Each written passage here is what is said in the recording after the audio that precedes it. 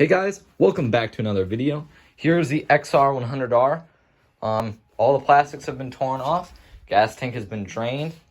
There's the exhaust. It's gonna need resprayed right there. The metal's all bad on it. There's some holes in it.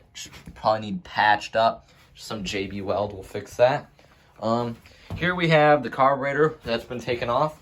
We haven't cleaned it yet, but we are going to. There were spiders living in here earlier. But we'll clean out the carb. Here's the camshaft. And the other stuff right there. We got all the bolts. There's a spark plug. I actually zapped myself that spark plug when we were testing it, but it does have spark. We took off the head. Here we have head studs. These still need to be taken off. The chain fell, but luckily I was able to get it back out. I don't think it came off of whatever the timing chain's on at the bottom. So we're good there. Over here, here's the air box and stuff, all the plastics. Took off this cover right here. We took out all these bolts here. That's for the timing.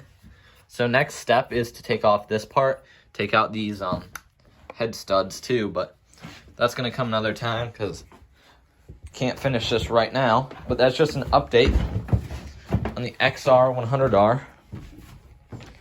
Progress is coming along. The head might need rebuilt, the top end, or it might just need rings. We do have the rings over here somewhere. It's all messy. Not too sure where they went. Oh, they're right here. Here's the rings. But we might need to rebuild the top end. We got to see. We drained the oil. Ton of metal chips in it, so you really might need to rebuild the top end. Because I think there's scoring on the piston and possibly the cylinder wall. So we'll just have to see. I'll keep you guys updated.